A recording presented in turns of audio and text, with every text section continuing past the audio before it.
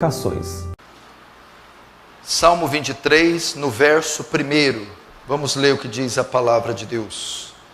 O Senhor é o meu pastor, e nada me faltará. Ele me faz repousar em pastos verdejantes. Leva-me para junto das águas de descanso. Refrigera minha alma. Guia-me pelas veredas da justiça, por amor do seu nome. Ainda que eu ande pelo vale da sombra da morte, não temerei mal nenhum, porque tu estás comigo. O teu bordão, a tua vara e o teu cajado me consolam.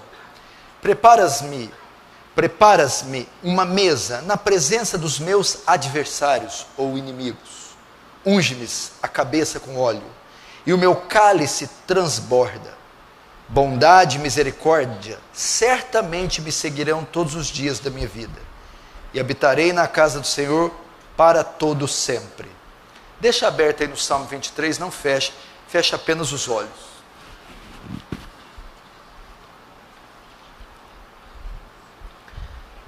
Pai Santo, diante do Senhor nos colocamos nessa noite de domingo, cônscios da nossa dependência, da nossa insignificância, da nossa urgente necessidade de graça. Ó Senhor, assiste o seu povo, atende o seu povo, Senhor. Estamos fartos de reuniões secas, áridas, frias, fartos de conhecimento inútil. Queremos manifestação do seu poder, Senhor, da sua graça, do seu amor. Há pessoas aqui necessitadas de uma visitação. Fala com elas, transforma as suas vidas, consola a sua vida. Pai Santo, me humilho na tua presença e peço que despeje da sua graça em toda a extensão desse salão. E leva mentes cativas em obediência à tua palavra, de modo que o teu reino avance, que o Senhor receba glória para si e nos conformemos à imagem do seu Filho. Em nome de Jesus. Amém. Eu vou fazer a exposição do Salmo 23. Essa é, sem dúvida, a passagem mais conhecida das Escrituras. É o salmo mais popular das Escrituras, o Salmo 23. Sem sombra de dúvida, é a passagem mais lida, mais recitada, mais cantada e mais amada em todo o mundo.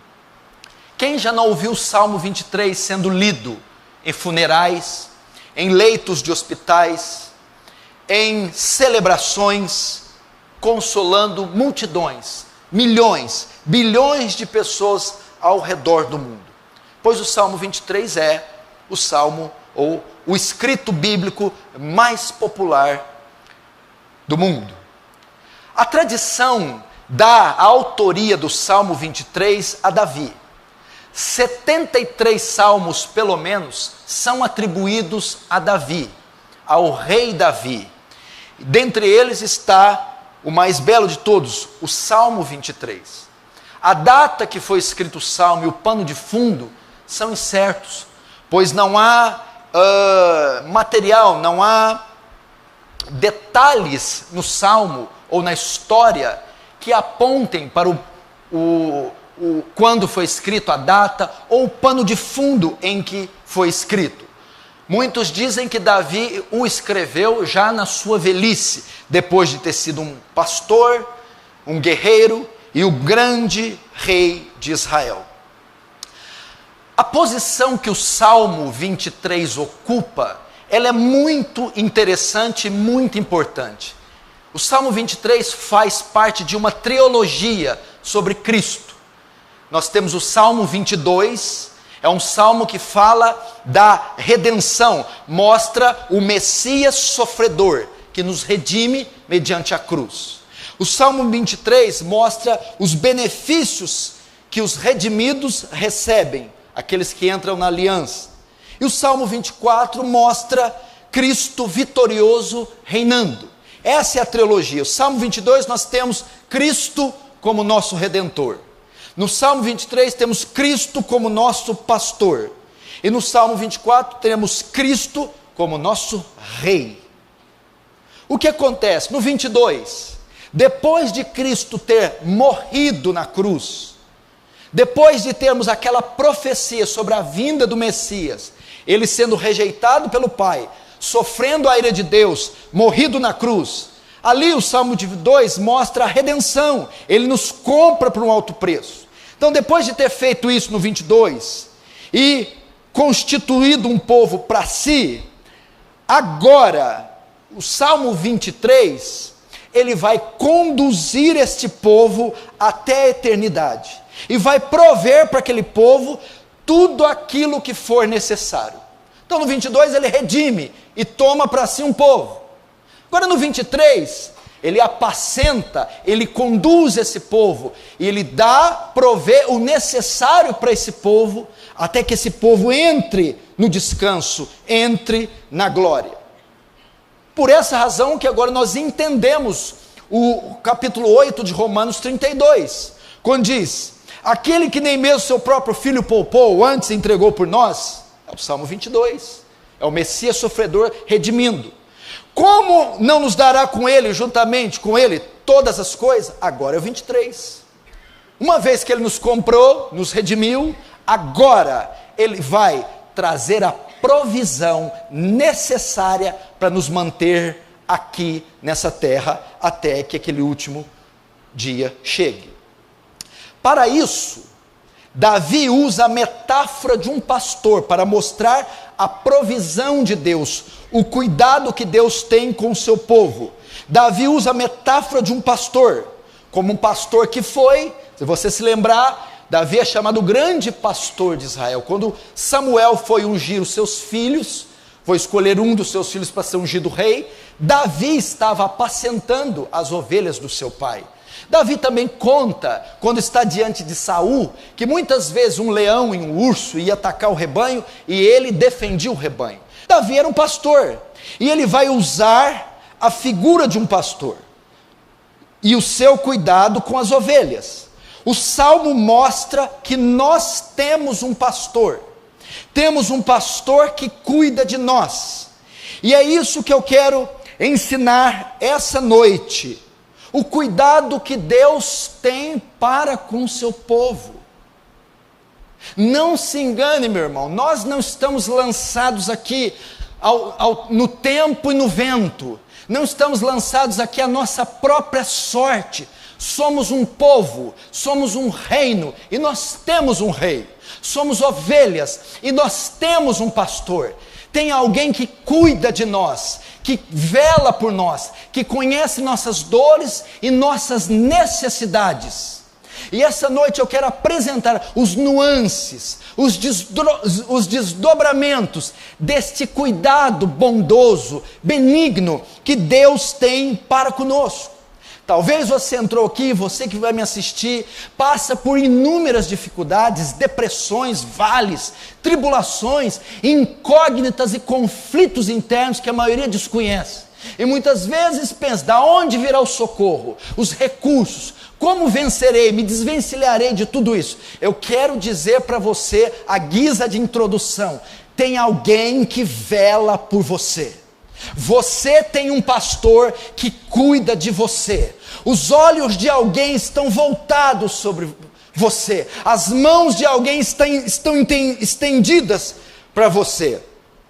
Então, a metáfora de Davi vai usar um pastor que cuida do rebanho.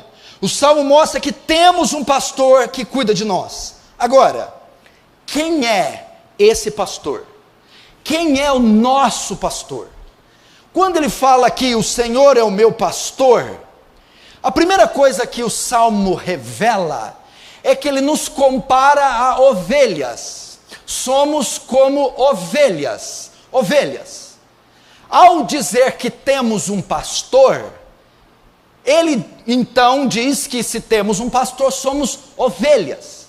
Por que ele nos compara com ovelhas? Porque ovelhas são animais frágeis, débeis, que não têm velocidade, não têm impulsão, não têm presas, nem têm mecanismos de defesa, são muito limitadas. Nós somos assim. Desde que o pecado entrou na raça humana, nós nos tornamos limitados. Não estamos na nossa plena forma, com a nossa plena capacidade. A Bíblia diz: todos pecaram e carecem da glória de Deus. Nós somos como essas ovelhas, débeis, frágeis. O Salmo 39 traz uma declaração estupenda que eu amo. Faz-me saber qual a medida dos meus dias, para que eu saiba o quão frágil sou. Nós somos frágeis. Deus conhece os pensamentos do homem e sabe que são pensamentos vãos. O Salmo 90 diz que os nossos dias passam como um breve pensamento, como um conto ligeiro, e nós voamos. O Salmo 103 diz que o homem, os dias do homem são como a erva do campo, que o sol seca e o vento sopra, e não se achou mais o seu lugar. Tiago capítulo 2 diz que a nossa vida é como um vapor, que logo se desvanece. Quanto tempo dura o vapor? Já abriu uma tampa de panela fervendo? Você abre e sai aquele vapor. Depois de segundos, se dissipa. Mas a ideia não é só mostrar a nossa debilidade. A ideia é que não existe ovelha sem pastor. A ovelha precisa de cuidado, precisa ser guiada, precisa ser pastoreada. Ela não consegue, ela não tem independência, ela não consegue se guiar. O texto quer dizer: nós também não podemos caminhar sozinhos. Temos que ser dependentes de alguém. Não temos condição de acrescentar um côvado à nossa estatura. Não temos condição de diferenciar a mão direita da esquerda. Necessitamos de um guia, necessitamos de um líder, necessitamos de um pastor, necessitamos de auxílio, de escudo, de torre forte, de castelo forte, necessitamos de um cajado, necessitamos. E a Bíblia diz que nós temos um pastor, nós temos um guia. Quem é o nosso pastor? Agora entrando no Salmo, a Bíblia diz: o Senhor é o meu pastor. O Senhor é o meu pastor. Primeira coisa que a Bíblia está mostrando é quem é o nosso pastor. Deus é o nosso pastor. O Senhor é o nosso pastor. João 10,14, Cristo agora nesse tempo do Novo Testamento diz: eu sou o bom pastor e conheço as minhas ovelhas e das minhas sou conhecido. Davi, ele, por ter experiência com ovelhas e sendo um pastor de ovelhas, ele assemelhou o povo de Israel, a própria vida, como ovelhas. E ele viu que, assim como ele, outros pastores cuidavam das ovelhas, nós teríamos um pastor muito superior. Hebreus vai dizer que é o grande pastor, o sumo pastor. O nosso pastor é Deus. Mas aqui traz outras coisas ainda. O nome hebraico aqui para o Senhor é meu pastor, não é Adonai, não é Elohim. O nome aqui é Yahvé. Yahvé é o meu pastor. Elohim é o Deus Criador, mas Yahvé é o nome que ele deu a Moisés no Monte Sinai. Eu sou. O que isso quer dizer? Significa que é o Deus da aliança. Quando ele fala eu sou te mandou, Yahvé te mandou, ele não só revela o nome santo, a glória, a santidade dele a Moisés, como ele faz um pacto com Moisés. É o Deus da aliança. Mas o que isso quer dizer? Quando ele vai criar os céus e a terra, no capítulo 1, o termo para Deus aí é Elohim. Quando ele vai ter com o homem no Éden, com Adão, o termo ali é Yahvé, o Deus da aliança. O que significa? Fala de um Deus pessoal, O Deus criador Elohim, que fez todo o cosmos com poder. O Deus que tinha um pacto com Adão. O Deus que fez uma aliança com Moisés. O Deus que tratava face a face com Moisés no Sinai. E o Deus que andava com Adão no Éden. É esse Deus Yahvé. É um Deus pessoal. É um Deus que está próximo. O que isso quer dizer? Que quem é o nosso pastor é um Deus presente, um Deus pessoal, um Deus que se relaciona conosco, um Deus que está próximo, um Deus que nos conhece. Por essa razão ele vai dizer: o Senhor é o meu pastor. Ele não diz o Senhor é o nosso pastor, ele usa o pronome possessivo: o Senhor é o meu pastor. O que ele está querendo dizer? Deus nos conhece pessoalmente. O nosso pastor é aquele que conhece a nossa vida, que conhece os nuances mais secretos do nosso coração. É um Deus presente, um Deus que não está alheio à nossa necessidade, às nossas fraquezas. É o Deus que caminha conosco, é o Deus que fez uma aliança conosco, é o Deus que conhece o nosso íntimo. Esta é a ideia. Hebreus 4,15 reflete o que eu estou querendo dizer, porque nós não temos um sumo sacerdote que não possa compadecer-se das nossas fraquezas, porém, quer dizer, o nosso Deus não é um Elohim, poderoso, distante, não é o Adonai, o El Sabaoth, não é apenas o El Shaddai, o todo-poderoso, distante, mas ele é o quê? Porém, que como nós, em tudo foi tentado, mas sem pecado, e pode perfeitamente socorrer aqueles que estiverem em alguma tentação. Esse é o nosso pastor, é esse com quem você conta, que como você foi tentado em tudo, que conhece a sua intimidade, que sabe, que diz, meu irmão, que anda pelos corredores mais íntimos do seu ser, que conhece as gavetas fechadas e os porões escuros do seu ser, que sabe como está a sua vida nesse instante. É esse a quem Davi diz, é o meu pastor, é com quem eu tenho um relacionamento íntimo, pessoal e independente de outrem. Assim é com você. Quando Cristo morreu e o véu se rasgou, é inaugurada a nova aliança. A nova aliança trouxe para você o quê? O pacto, o novo pacto, te religou com Deus. Trouxe Deus presente até você. Que mais que o texto diz? O Senhor é meu pastor e nada me faltará. Presta atenção, antes de entrarmos no nada me faltará. Algumas traduções do hebraico, o termo nada me faltará está no gerúndio. No termo o Senhor meu pastor está no gerúndio, significando o Senhor está me pastoreando. Dá a ideia de continuidade. Não só o Senhor é meu pastor, não, o Senhor continuamente está me pastoreando.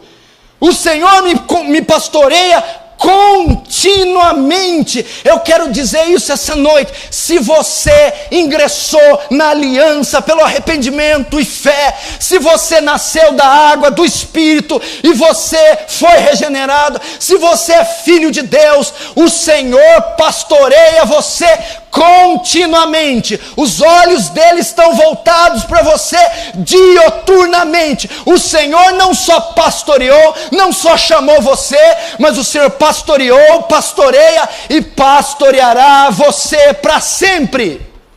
É um ato contínuo, é como um filho que sempre tem o cuidado dos seus pais. O cuidado de Deus está posto sobre você continuamente. E por essa razão, em função do Senhor nos pastorear continuamente, nada me faltará. Agora, uma vez que eu tenho este Senhor que me redimiu, que me comprou, que tomou para si a minha tutela, a guarda, a minha filiação, agora entra em cena a provisão do pastor. Eu sou dele e ele é meu. Ele me comprou e me fez seu súdito, povo dele.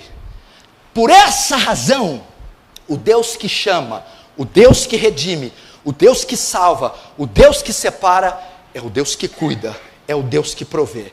Nada me faltará. O que significa? Muitas pessoas, principalmente do movimento carismático, usam esse texto, Senhor meu pastor, nada me faltará, dando a ideia, eu vou ter tudo que eu quero. Nada me faltará. Não faltará uma Mercedes, não faltará um jato, não faltará um botox, não faltará uma lipoaspiração, não faltará... Não é isso. O hebraico quer dizer, de nada terei falta. O Senhor é meu pastor e de nada terei falta, ainda que eu não tenha tudo. Em vez de colocar, nada me faltará, de nada terei falta. Ou seja, o Senhor é meu pastor e eu terei o suficiente para me manter. Eu terei o necessário para me manter. Eu estou contente com o que Ele tem me dado. Esta ideia. Deus é aquele que tem garantido a provisão para a minha vida. É isso. O Senhor é meu pastor e nada me faltará. Deus é aquele quem garante a minha provisão continuamente. De nada terei falta, mesmo que não tenha tudo. O que ele está dizendo, meu irmão, é que para essa condução pelos pastos verdejantes, em meio aos desertos áridos da Palestina, tudo que for necessário para a viagem, para a peregrinação das ovelhas, o pastor providenciará na nossa caminhada cristã. Eu não sei quando a sua se iniciou, não sei quando ela vai terminar, se com a sua morte, se com a vinda dele, não sei quando você entrará na eternidade, mas o texto é: tudo que for necessário para você completar a sua carreira, Deus vai prover. Tudo que for necessário para atravessar os desertos, vales da sombra da morte, tudo que for necessário para você chegar naquele último dia diante do trono dele, Ele vai conceder a você. Você ouve um amém? Amém. É isso que está dizendo. O Senhor é seu pastor, você fez um pacto com Ele, você faz parte do rebanho dEle, faço. Então, você pode descansar, com respeito à sua provisão, assim como o pastor do Oriente, como Davi era, como José era, e tinha um rebanho aos seus cuidados, e ele, pastor do Oriente, zeloso com o rebanho, cuidadoso, tudo que o rebanho precisa, a tosa, o azeite para a ferida, a faixa para a pata quebrada, carregava no colo quando era possível, tirava os carrapichos, toda a provisão, verdes pastos, águas tranquilas, tudo que era necessário para as ovelhas. O pastor do Oriente traz, assim também conosco. Deus é zeloso com o seu rebanho, Deus é zeloso com o seu povo, Deus cuida detalhadamente do seu povo. Conte com Deus, conte com a sua provisão. O que é que te está faltando? Quais são suas necessidades? O que angustia sua alma? Conte com a provisão de Deus, conte com o zelo de Deus. Deus vai cuidar de você. Senhor é meu pastor. Pelo fato do Senhor Yahvé ser o meu pastor, pelo fato de o Senhor estar continuamente me pastoreando, de nada eu terei falta. Conte com a provisão de Deus. Eu vou ler um dos textos que mais revelam a provisão de Deus. Veja que coisa linda o cuidado de Deus. Salmo 145, versos 14 a 20. Olha só, escute. Os olhos de Deus estão voltados para ti, e e ele lhes dará o alimento no devido tempo. Abres a tua mão e satisfaz os desejos de todos os seres vivos. O Senhor é justo em todos os seus caminhos e é bondoso em tudo que faz. O Senhor está perto de todos que invocam, com sinceridade. Realiza os desejos daqueles que o temem. Ouve-os gritar por socorro e os salva. O Senhor cuida de todos os que o amam, mas a todos os ímpios destruirá. Veja a provisão, os olhos dele estão voltados para ti, e ele dará alimento devido no seu tempo. É o cuidado de Deus. Conte com a provisão de Deus. Continuando, verso 2: ele me faz repousar em pastos verdejantes, leva-me para junto das águas de descanso, refrigera-me a alma. Refrigera-me a alma é a continuação do verso 2. Leva-me para junto das águas de descanso, refrigerando assim minha alma. O guia-me pela vereda já é outra sessão, ok? Veja o cuidado desse pastor na nossa jornada. No 22 ele nos redime, nos compra para ele. Pois é, comprou, estamos aqui. No 23, agora eu vou apacentar, eu vou prover o necessário deles, e eu vou consolar. O verso 22, o verso 1, fala da provisão, principalmente física, né? Deus provê tudo que é necessário fisicamente. O verso 2 já fala da provisão espiritual. Verso 1, cuidado com o corpo. Verso 2, cuidado com a nossa alma. Ele diz, ele me faz repousar em pastos verdejantes. O que significa isso? Vejam só, na época e nesta região com que eram cultivado, com que era feito a criação de ovelhas, não era como no Brasil, verde por todas as partes, com abundância de fauna e de flora. Não é a mesma coisa lá. A Palestina é cercada de regiões áridas, desérticas e secas, de modo que uma nascente, de modo que represas e rios, e muita vegetação é algo escasso lá. E para o pastor conseguir esses pastos, da região que ele habitava com o seu curral, para a região que alimentava as ovelhas, às vezes ele percorria longas distâncias, por isso que ele fala de travessias de vales. Não era como nós, eu estou ali na minha casa, eu quero verde, é só ali no vale, tem verde, abundância, tem Patrocínio Paulista, tem Tirapuã, tem Claraval, está cheio de verde em toda parte. Eles não, tinha que correr longas distâncias. Agora, o que o salmista está dizendo? No meio do deserto, ele consegue, ele provê, ele encontra pastos verdejantes. É diferente, não é só levar para pastar e escolher o pasto. É o pastor conseguir achar o verde no lugar que não há verde. É conseguir água onde não há água. Ele encontrar, fazer aparecer o verde numa região que não é propícia. Então o que esse pastor mostra? O Senhor é meu pastor, nada me faltará. No meio de um deserto inóspito, árido, seco, infrutífero, ele encontra pastos verdejantes, ele me sacia no lugar deserto. Agora, que pastos são esses? Está se referindo a pastos físicos? Com relação à ovelha, sim. A ideia é que ele percorria grandes distâncias e achava um oásis e verde, e punha as ovelhas para pastar. Para nós, o que significa? Quando ele usa o termo repousar, ele me faz repousar em pastos verdejantes. A ideia aqui é o cuidado da nossa alma, no meio desse inferno que é esse mundo, no meio desse deserto inóspito, cheio de morte e violência. Ele nos faz repousar, ele sustenta a nossa alma.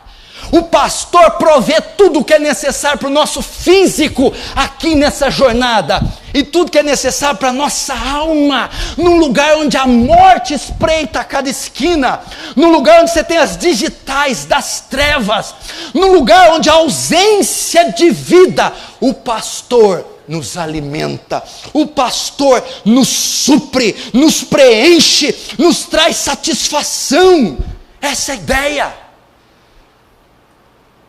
Você não vê o tanto que as casas religiosas estão crescendo, as seitas, as formas alternativas de espiritualidade? As pessoas estão em busca de repouso, descanso, equilíbrio, e elas não conseguem. Por quê? É um mundo de morte, deserto, não há vida. Agora, aqueles que estão na aliança, que fazem parte do rebanho, estes serão conduzidos nesse deserto à satisfação da alma. Ele vai nos preencher, Ele vai nos encher. João 6,35, veja, e Jesus lhes disse: eu sou o pão da vida. Jesus é esse pasto. Aonde que o pão da vida estava aqui na época? No deserto. Onde era o deserto? Esse mundo caído. Eu sou o pão da vida, eu sou o pasto verdejante, e aquele quem vem em mim, aquele que come da pastagem que eu der, não terá fome, e quem crê em mim, jamais terá sede. Eu quero dizer algo aqui, querido: satisfação nesse mundo, só em Cristo, completude, realização, preenchimento, felicidade, só se alimentando de Cristo, só em Cristo, e fora dele não há provisão. Essa aqui é a ideia. Tem alguma necessidade física aqui essa noite? Nada te faltará. Tem algum vazio na sua alma? Uma tristeza latente, aguda, tenaz? Falta-lhe algo? Pois eu estou te conduzindo por meio dessa palavra aos pastos verdejantes. Cristo, o pão da vida. É Ele quem preenche o vácuo, o vazio. É Ele quem farta, completa. É Ele. Que mais? Leva-me para junto das águas de descanso. O que significa isso? Então o pastor na Palestina, no meio daquele deserto, tinha que caminhar longos percursos para encontrar pastos, e ali levava. Só que as ovelhas tinham sede, caminhando horas no sol escaldante, também precisavam saciar sua sede. Mas elas não podiam beber em qualquer lugar. Por que ele usa o termo águas tranquilas? Ele está fazendo que não podiam ser águas com grandes correntes, águas turbulentas. A ovelha era um animal tão frágil. Ela não possui garra, não possui presas, ela não possui velocidade, ela não consegue se defender. Era um animal indefeso, a tal ponto que ela tinha medo das correntezas, e às vezes morria de sede, por medo de beber água das correntezas. E o que acontecia? O pastor então tinha que procurar uma nascente, ou um riacho, ou um açude, onde as águas eram pacíficas, calmas, para que as ovelhas pudessem beber sem se assustar com o barulho das correntezas, e assim matarem a sua sede. Algumas tinham tanto medo, que tinham medo do próprio reflexo na água, viam um reflexo e não podiam beber, saíam correndo. Então o pastor tinha que levar estas ovelhas longe do barulho das correntezas. Por isso ele usa o termo águas que descansam, águas tranquilas, águas de descanso. Aqui aponta para duas coisas: tantas águas de fontes calmas, como da dispendiosa trajetória, e agora, deitado nos pastos, comendo e bebendo, descansando a sua alma, descansando da sua fadiga.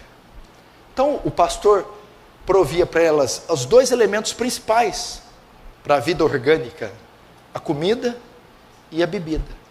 E, enquanto comiam e bebiam, repousavam, descansavam. Irmãos, primeiro, pastos verdejantes sustenta a nossa alma. Segundo, Cristo é o nosso descanso. Ele é o descanso da nossa alma. Hebreus 4, 9 e 11. Portanto, resta ainda um repouso para o povo de Deus, um descanso. Porque aquele que entrou no seu descanso, ele próprio descansou das suas obras, como Deus das suas. Procuremos, pois, entrar também naquele descanso. O que significa isso? Esse pastor, ele trouxe descanso às nossas almas, mas como? Reconciliação, perdão, nossa dívida foi paga, nós descansamos na obra de Cristo. Eu vou resumir de um jeito mais fácil: justificados, pois, pela fé, agora nós temos descanso para com Deus, paz para com Deus, reconciliação, não carregamos mais a culpa do pecado, nossa dívida foi quitada, e agora nós repousamos, descansamos nos méritos de Cristo. Você sabe que eu tenho crescido nisso a cada dia, a cada mês, porque soteriologia é o meu alvo, é o meu forte, é o tema que eu mais estudo e mais prego. Esses dias eu estava meio... Tem dia que você está igual um garnizé, né?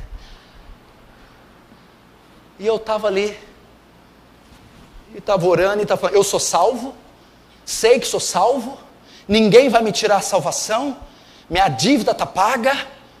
E eu fiquei num momento ali tão gostoso, que toda a culpa se dissipou. Eu entendi ali, parece que naquele momento, nenhuma acusação pode ser feita contra os escolhidos de Deus, pois é que Ele quem justifica. Irmãos, e por essa razão, o que tem a ver com o texto? Quando você tem convicção que a dívida está paga, quando você tem convicção que a culpa foi tirada e que ninguém pode te condenar, você descansa. Descansa. Você tem paz. Paz com Deus. Você não fica com medo de um carro bater, do avião cair. Você não fica com medo dessas loucuras. Você tem paz. E veja só, para completar, Ele me faz repousar em pastos verdejantes, leva-me para as águas de descanso, e que mais?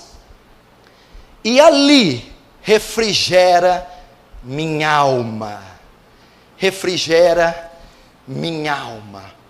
Veja só, a situação das ovelhas, às vezes, era tão difícil.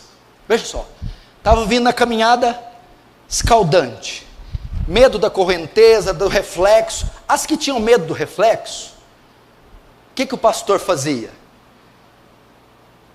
Leva-me junto das águas de descanso, e ele tinha que pegar a água com a mão e dar na boca da ovelha. Leva para as águas de descanso e refrigera a minha alma. Dá ela de beber, refrigera, joga um pouco em cima, refrigera. O pastor fazia isso.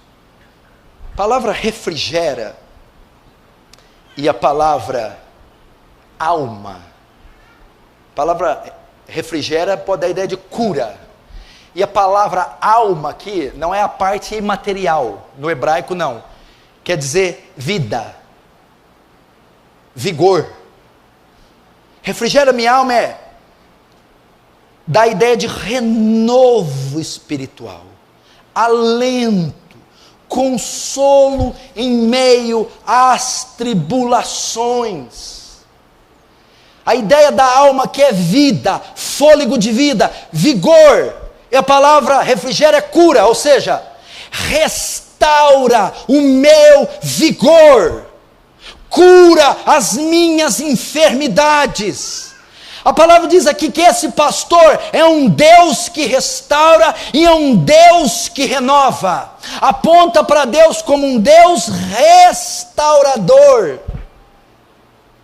É um Deus que cura você, é um Deus que refrigera, traz alento para a sua alma no meio desse deserto. Irmão, você entrou aqui atribulado, cansado, esgotado, triste, combalido, caído, mas o Senhor, que é o seu pastor, Ele vai refrigerar a sua alma, Ele vai restaurar o seu vigor, Ele vai renovar você, Ele vai curar as enfermidades da sua alma.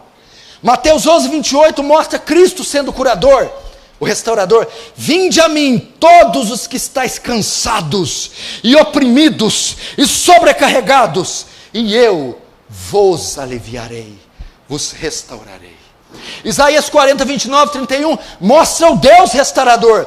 Dá força ao cansado e multiplica as forças ao que não tem nenhum vigor. Os jovens, mesmo sendo fortes e vigorosos, se cansarão e se fatigarão, e as moças certamente desmaiarão de cansaço. Mas, entretanto, os que esperam no Senhor renovarão suas forças, subirão com asas como águias, correrão e não se cansarão, caminharão e não se fatigarão. Está cansado? Está abatido? Tem caído nos pecados? Tem sido vítima do assédio de Satanás? Suas forças se esgotaram até o limite? Você está cercado de inimigos e dragões ferozes? Falta-te reflexo? Irmão, este pastor que é o Senhor há de refrigerar você, restaurar o seu vigor, curar as suas feridas, erguer-te novamente.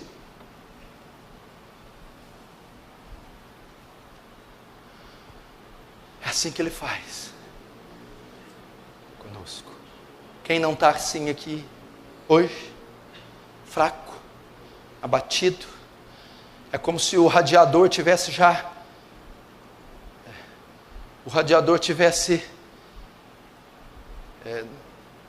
no vermelho, queimando, cansado, atribulado, abatido, desencorajado, fraco, oprimido, incrédulo, em pecados, com culpa. Ele está dizendo: primeiro, sou eu quem farta a alma de vocês, estão cambaleando, estão trôpegos, com anemia, sem força. Comam do Senhor, meu irmão, vão para a palavra, vão para o Senhor, se alimentem dele, vocês vão ver o vigor se tornando novamente robusto. Que mais? Estão abatidos? Esse mesmo pastor que farta, restaura, recompõe, reconecta, ergue e põe você de pé. Refrigera minha alma, restaura o meu vigor, meu fôlego de vida, cura minha alma. Que mais? Verso 3: guia-me pela vereda da justiça, por amor do teu nome. Ele está usando a metáfora de um pastor.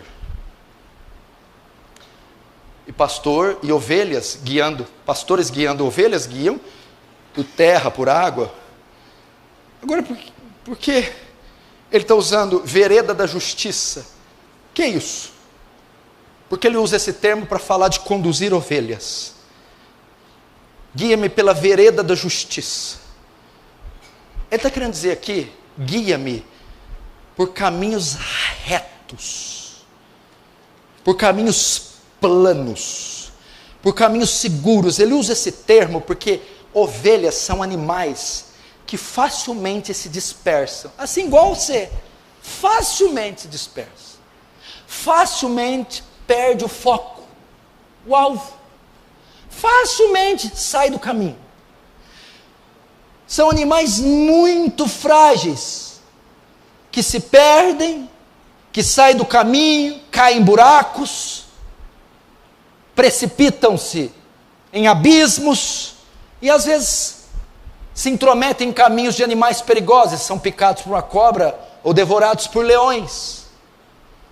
E a ideia aqui é que o pastor, sabendo da fragilidade, debilidade, da incapacidade de discernimento da ovelha, da fragilidade do seu discernimento espiritual, da dificuldade de se manter reta, o pastor conduz num caminho que ela pode trafegar, num caminho que ela não vai se perder, num caminho que ela pode andar, num caminho reto, num caminho seguro.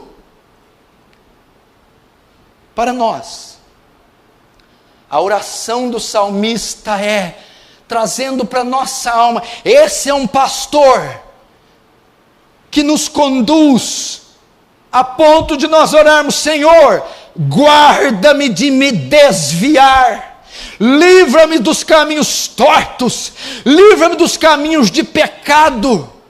A ideia é que o Senhor vai nos conduzir em caminhos de retidão, que o Senhor vai nos conduzir em nossas decisões, de maneira que não tomemos decisões tortas, decisões precipitadas, decisões que comprometam nossa carreira. Ele vai nos guiar. Aquele que nos redimiu, que nos comprou, tem agora em mãos a nossa posse.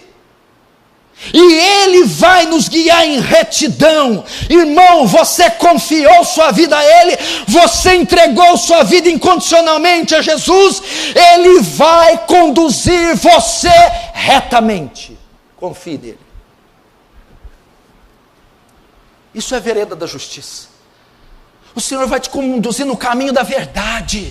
O Senhor vai te conduzir na vereda do Evangelho. O Senhor vai te livrar das heresias. O Senhor vai te livrar das seitas. É a ideia de combati o bom combate, acabei a carreira e guardei a fé. Me guardei na vereda da justiça. Me guardei em retidão. O que Paulo está dizendo, não me desviei nem para a esquerda, nem para a direita. Fui fiel à visão celestial. Fui fiel à sã doutrina, fui fiel à retitude que Deus colocou em mim.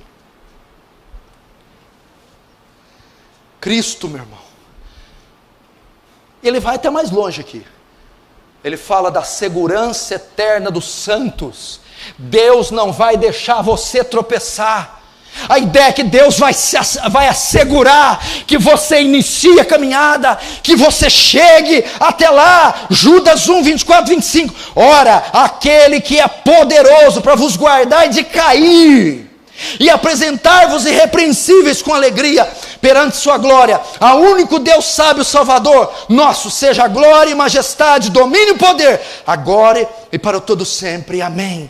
Sabe o que está querendo dizer aqui? Querido, você só se mantém de pé por causa do Senhor. Você, meu irmão, não fica de pé pelo seu próprio esforço. Não é você quem te sustenta. Não é você que garante a chegada na reta final. É o Senhor quem te ergueu. É o Senhor quem te sustenta. E é o Senhor quem impede você de cair.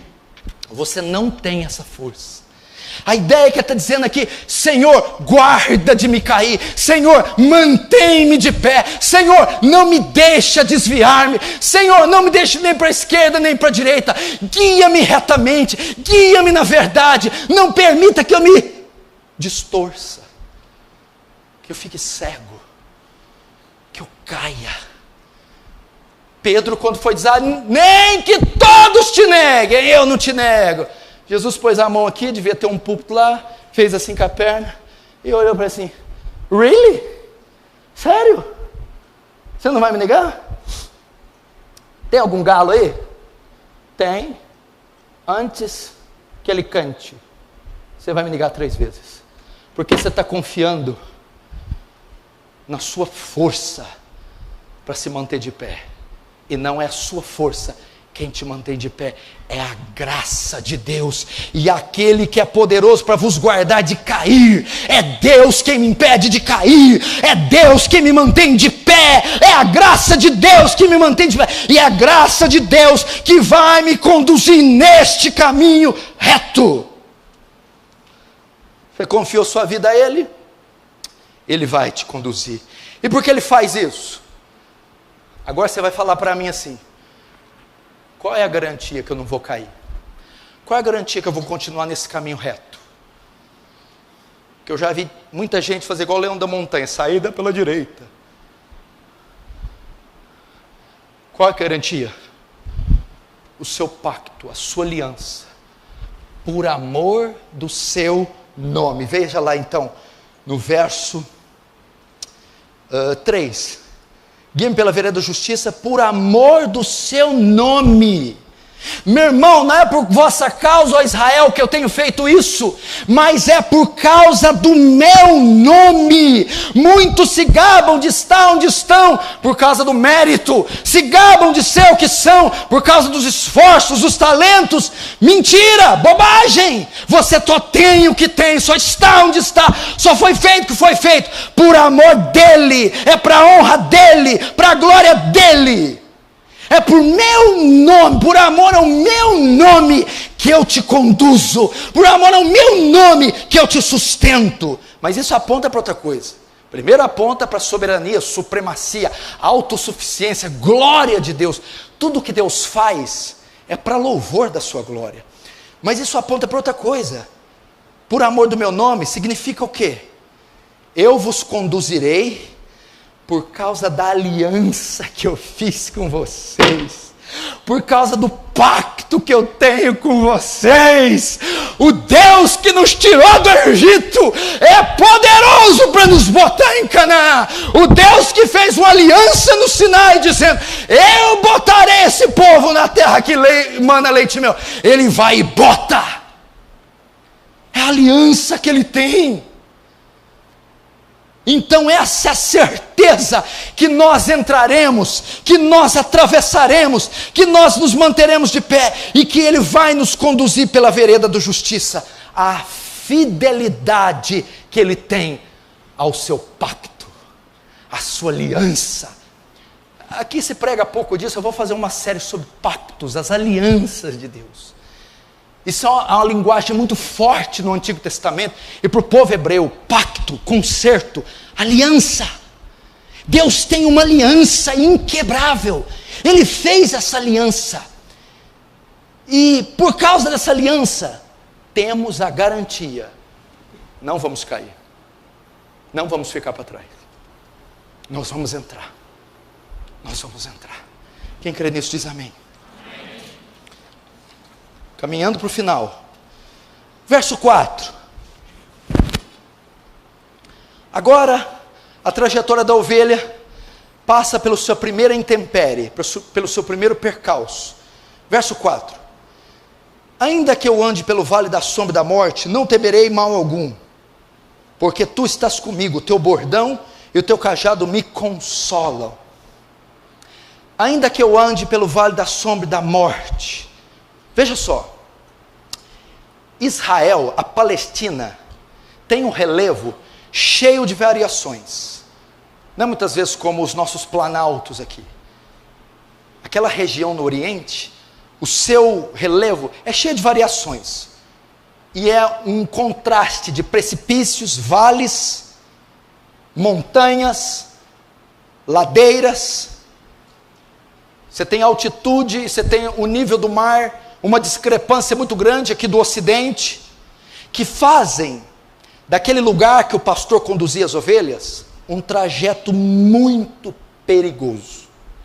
Então, ou seja, tanto na ida, mas principalmente na volta, quando o pastor acabava de dar água para as ovelhas, isso no Oriente Médio, e as pastagens verdes, ele teria que voltar e passar por esses relevos, onde ele encontravam trajetos perigosos que colocavam em risco a vida das ovelhas. O termo aqui, ainda que eu ande pelo vale da sombra da morte, não traduz muito o que o hebraico quer dizer. Ainda que eu ande pelo vale da sombra da morte, fala, eu posso andar e não posso andar.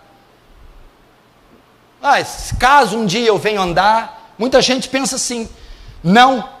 O hebraico traz a ideia assim, e quando eu andar, ou seja, está dizendo, a ovelha vai passar pelos precipícios, depressões, vales rochosos, escuros, ela vai passar lá. Então a ideia do hebraico não é talvez você passa, talvez não, irmã. Todos irão passar. A ideia, ainda que eu andasse pelo vale da sombra da morte, não é. E quando eu andar, primeiro vale, precipícios, penhascos, segundo sombra, grandes depressões onde não batia o sol, eram trajetos escuros, e morte, vale da sombra da morte, riscos constantes de morte, por quedas, por leões ou por serpentes. Ainda que eu andar, mesmo que eu andar, primeira coisa que eu aprendo aqui, garoto e garota, condicione a sua mente a passar tribulação. Sabe por que você muitas vezes é essa marmota? Porque eu acho que te ensinaram, lá na minha casa não, no meu casamento não, nesse coração aqui não, no meu carro não. Quem te falou? Quem te falou? Com o meu filho não, no meu emprego não. Querido, com o seu filho sim, no teu casamento sim, no teu corpo sim, todos nós estamos sujeitos. Jesus disse, no mundo, o que é isso? No mundo, aqui aonde? Aqui, da hora que nascer, hora que morrer, o que tem? No mundo, tereis aflições. Condiciona a sua mente, mesmo que eu andar, e quando eu, querido, o dia mal vai bater na tua porta cedo ou tarde. O dia mal chegou para Davi, para Sansão, chegou para Elias, chegou para Pedro, chegou para Jesus, chegou para Paulo. É o dia mau, o vale escuro, penhascos, precipícios, grandes depressões, onde a escuridão predominava e riscos constantes de morte. É assim a trajetória de um pastor com seu rebanho. E é assim que Deus nos conduz. Ele está à nossa frente, Ele conduz. Mas o que o texto quer dizer? Ainda que eu ande pelo vale da sombra da morte, não temerei mal algum. Ele não vai impedir os perigos de surgirem, mas Ele garante a segurança no caminho de volta. É isso que Ele está dizendo. Eu não vou impedir a tragédia, o bandido, a enfermidade, a dor. Eu não vou impedir, mas eu garanto a segurança, o livramento, a provisão, o cuidado. Por isso Ele vai dizer, não temerei perigo nenhum, não temerei mal, ainda que eu ande pelo vale da sombra da morte, tá, mesmo que eu atravessar isso, quando esse dia chegar, eu não temerei mal algum. Agora, por que mesmo em um lugar tão perigoso, ele não temerá? Mesmo passando por precipícios, penhascos, encontrando leões, grandes depressões onde a escuridão reinava, e até com risco de morte, mesmo assim, ele não temerá mal algum. Porque nós, mesmo cercados, igreja, de tanta escuridão, de tanta maldade, de tanto ódio, de tantas intempéries, nós não temos que temer. Porque você, hein? Porque mesmo com o demônio babando no seu pescoço, mesmo com esses exames, mesmo com tudo perdido, tudo contrário, mesmo você afundando em tanta dificuldade, porque ainda assim você não deve temer. Por quê? A resposta está aqui. Não temerei mal algum, verso 4. Porque tu estás comigo. Só isso. Só isso. Quem nessa terra pode dizer isso? Quem pode dizer? Os muçulmanos não podem dizer isso. Os ateus não podem dizer isso.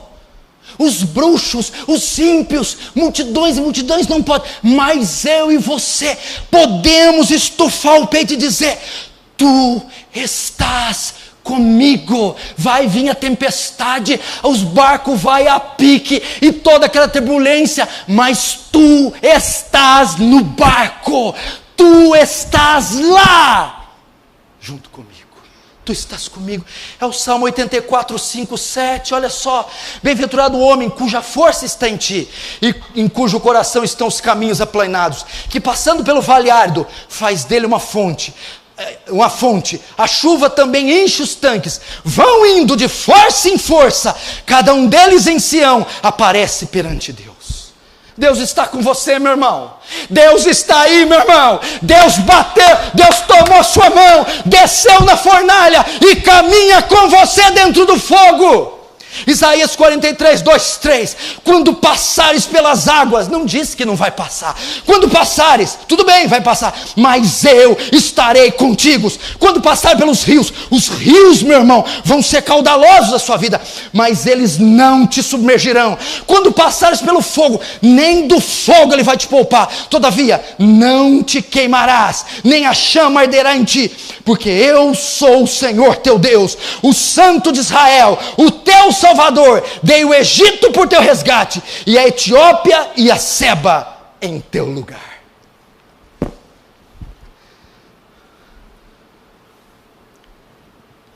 Não temas. 365 vezes está escrita a palavra não temas na Bíblia. Uma vez para cada dia do ano Deus diz, não temas. Não temas. Ontem ele diz não temas, hoje ele diz não temas, amanhã ele vai dizer não temas, eu te sustento com a destra da minha justiça. Não temas. Não temas. Por que duvidais? Porque vocês são tímidos. Aqui para os discípulos, acabando com eles. Você está de brincadeira comigo, né? Sabe por que Jesus ficou bravo? Sabe por que ficou bravo, Eric? Não foi por causa da tempestade, não foi por causa dos barcos rolando, foi deles ter ficado com medo. Mas sabe por que ele ficou bravo? Vocês não viram quem estava deitado ali dormindo, não? Hã? Vocês não viram quem estava aqui no barco deitado? Quem? Eu. Como é que vocês podem ter medo, tendo eu a bordo? Tendo eu presente, eu estou dentro. Jesus estava assim, pegando nas barbas de Pedro. Pedro, qual a probabilidade desse barco afundar comigo dentro dele, Pedro? Será que passou pela sua cabeça que vocês todos iam morrer comigo aqui dentro? Deus está falando para você.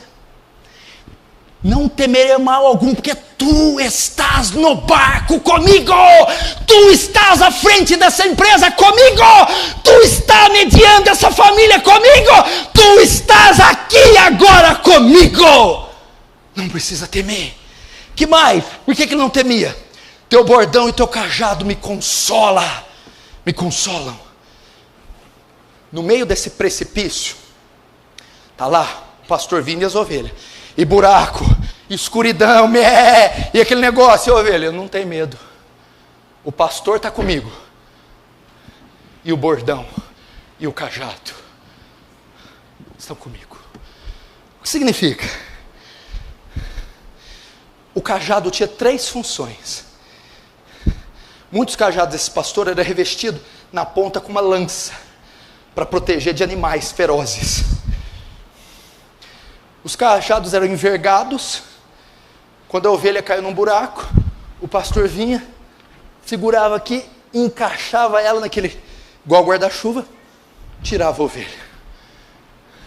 E o cajado também, irmão Ângelo, o branco, comprido, igual aquele que você tinha, quando o Mateuzinho e o Luquinha saía da linha, cajado era para dar na ovelha, quando ela estava sassaricando. Ovelhinha queria ir ali naquele penhasquinho. O pastor, volta. Por que ele não vai temer mal algum?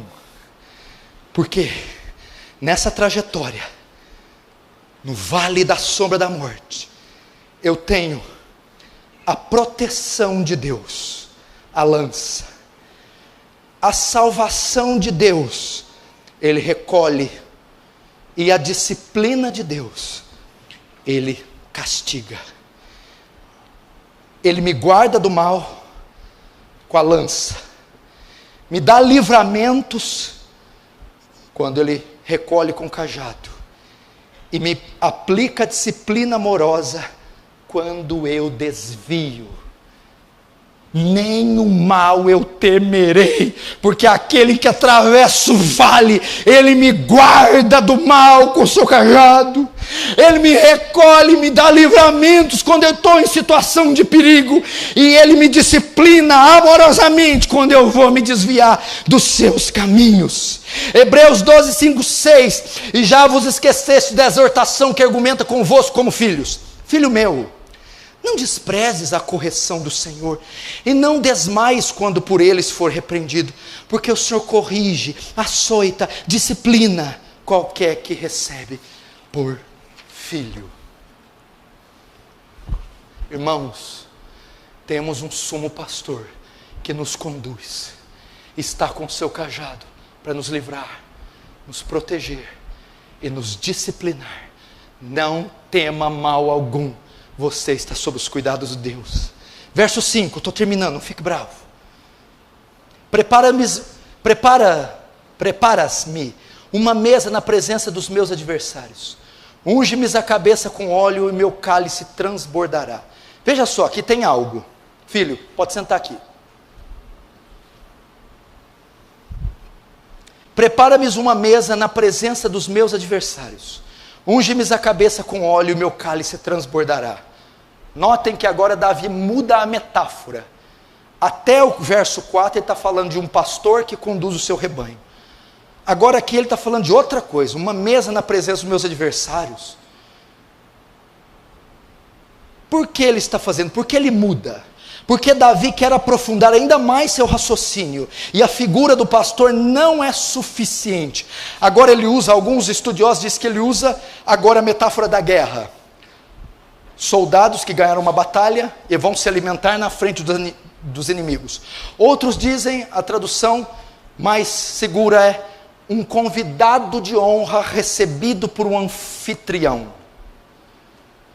Nós somos os convidados, Deus é o anfitrião, Ele vai preparar uma mesa, é um banquete. A ideia é que aquele anfitrião que estava sendo perseguido ou pelo Estado, ou pelos seus inimigos, agora é recebido por um homem rico, e esses inimigos estão à porta, e não podem entrar nas propriedades do homem rico. E o que o homem rico faz? Ele estende uma mesa, o anfitrião, e enche ela de todas as iguarias, e chama o convidado perseguido para sentar e desfrutar daquele banquete. Unge a cabeça dele com óleo e enche o cálice, a taça, o copo de vinho até transbordar. Para quê? E faz isso na frente dos inimigos dele. Na frente dos inimigos. Então os inimigos estão tudo lá fora, saindo fogo pelas ventas, não pode pegar ele, e o homem rico, prestigioso, abre a porta, faz o banquete e bota ele para comer. O que é isso? O homem rico, o anfitrião, está querendo mostrar para aqueles inimigos: este cara é meu amigo, eu me importo com ele, e eu estou honrando ele. Quando serviam grandes comidas, era uma maneira de honrar, e quando ungia a minha cabeça com óleo, é muito comum no Oriente ungir profeta, rei, sacerdote com óleo, e visitante, era um óleo aromático, e o óleo sobre a cabeça também era uma maneira de honrar, mostrando a importância que o hóspede tinha. É isso que ele está dizendo. E o que ele quer dizer com isso para nós? Esses inimigos aqui, preparam uma mesa na presença dos meus adversários. Não é inimigo assim, gente está fazendo fofoca. É inimigo mortal, inimigo de morte, que queria matá-lo, que odiavam ele com toda a sua fúria. O que ele está querendo dizer aqui, irmão? Deus, nessa trajetória, o que ele faz? Para distinguir você do ímpio, o povo dele com o povo que não é dele, Deus concede honra a você, e Deus coloca diante de você uma mesa farta, ou seja, Ele abençoa você, de modo que os seus inimigos ímpios vão olhar sua prosperidade, suas bênçãos, e vão dizer: o que é isso que está acontecendo com ele? Deus assim está testificando o povo que é dele, e o povo que não não é dele. E ele está te honrando na frente dos ímpios. Está fazendo com que você se destaque diante dos ímpios. Está dando adendos, patentes. Está condecorando você para que nós venhamos nos distinguir dos ímpios. Ele recebia um convidado especial e ungia a cabeça com óleo junto da mesa, tratando o convidado com honra. Então um cálice transbordante. Sabe o que é o cálice transbordante?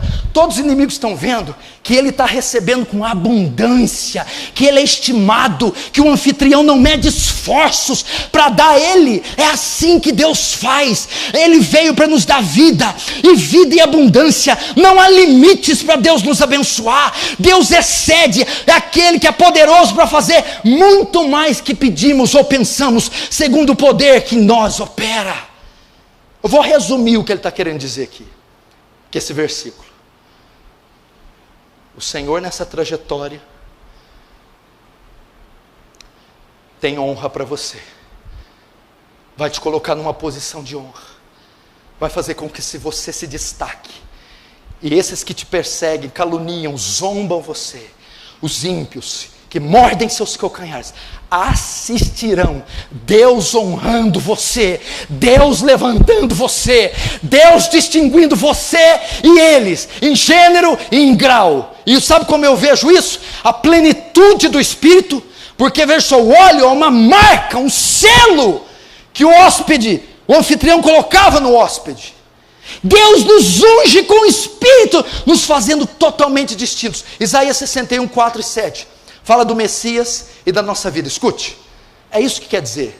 O cálice transborda e unge a minha cabeça com óleo. Escute, o Espírito do Senhor Deus está sobre mim, porque o Senhor me ungiu para pregar boas novas aos mansos, enviou-me a restaurar os contritos de coração, a proclamar liberdade aos cativos e a abertura de prisão aos presos. Escute, a apregoar o ano aceitável do Senhor e o dia da vingança do nosso Deus, a consolar todos os tristes e a ordenar acerca dos tristes de Sião, que lhes dê glória em vez de cinza, óleo de gozo, óleo de honra, óleo de distinção em vez de tristeza, vestes de louvor em vez de espírito angustiado, a fim que se chamem árvores de justiça, plantação do Senhor, e edificarão os lugares antigamente assolados, restaurarão os antigamente destruídos, e haverá estrangeiros que apacentarão vossos rebanhos, e em lugar da vossa vergonha tereis dupla honra, e em lugar da afronta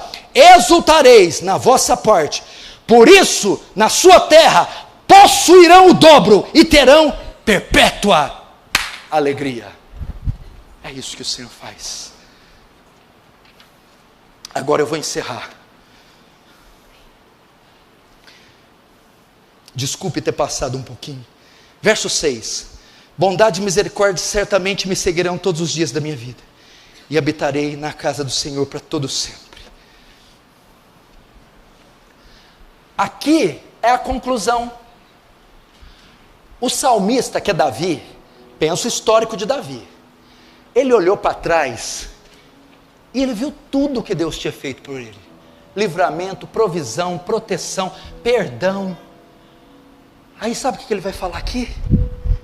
O verso 6, bondade e misericórdia, certamente. A conclusão dele após ter discorrido todo o salmo, depois de ver o quanto Deus cuida dele, é: eu tenho convicção na fidelidade de Deus, e eu tenho certeza que duas coisas sempre vão estar comigo. Eu tenho certeza que as promessas da aliança vão se cumprir, e pelo menos duas coisas estarão comigo depois de ver tudo isso. Quais são? Primeiro, bondade. Segundo, misericórdia. Bondade, sempre terei o perdão, a provisão, a proteção, o cuidado de Deus. Por quê? Porque Deus é bom. Segundo, misericórdia. O hebraico aqui, amor leal, amor fiel, amor inabalável. Eu sempre terei uma sentença favorável. Eu sempre terei uma disposição de Deus em me fazer o bem. Bondade e misericórdia me seguirão. O hebraico da ideia é usado para inimigos que perseguem. A palavra aqui, me seguirão, não é isso. É perseguição. O Senhor está dizendo que bondade e misericórdia vão te perseguir, vão comprar uma briga para ir. O hebraico da ideia, vão, e chegam mais perto, perseguem, até que alcançam, e prendem, e tomam. O Senhor está dizendo, a bondade e misericórdia vai te perseguir, vai te alcançar, até te pegar. E quando que me seguirão? Bondade e misericórdia certamente me seguirão todos os dias da minha vida. Constantemente você tem o perdão, constantemente você tem a provisão, constantemente você tem o amor inabalável. E agora ele encerra com a única atitude dele no Salmo. Diante de tantas promessas feitas, o que ele fala? E habitarei na casa do Senhor para todo sempre. A ideia do hebraico é: eu quero morar no templo, ou no tabernáculo, porque Davi não era da época do templo. Eu quero morar no templo. Davi chega na conclusão: diante de tanto bem feito a mim, eu não quero jamais me apartar da sua presença. Quero adorar o Senhor continuamente, cultuar o Senhor continuamente, louvar ao Senhor e ser grato por todos os seus benefícios. É isso. Eu quero estar na casa de Deus para sempre, adorando Deus para sempre, louvando a Deus para sempre, em forma de gratidão. Meu irmão, eu fecho a mensagem assim: diante desse supremo pastor que cuida tão graciosamente de nós, vamos viver constantemente na presença dele, viver uma vida devotada, entregue, como sacrifício vivo, santo e agradável. Vai ter reunião de oração de manhã? Venha. Vai ter na quarta? Venha. Vigília na sexta? Venha. Culto, escola dominical, evangelismo? Venha. Venha. É um meio de mostrar gratidão a esse grande pastor. Amém? Feche os seus olhos. O louvor pode subir. Os oficiais podem se posturar à minha direita. Vamos orar. Gostou do vídeo? Então não se esqueça de se inscrever no canal e acionar as notificações. Estamos pedindo isso por conta das novas normas do YouTube. Para isso é necessário seguir 3 passos: se inscrever no canal, ativar as notificações clicando no sininho ao lado do botão inscreva-se e curtir o nosso vídeo. Fazendo isso, você irá contribuir com o canal e ajudará a levar o Evangelho para mais pessoas. Deus abençoe.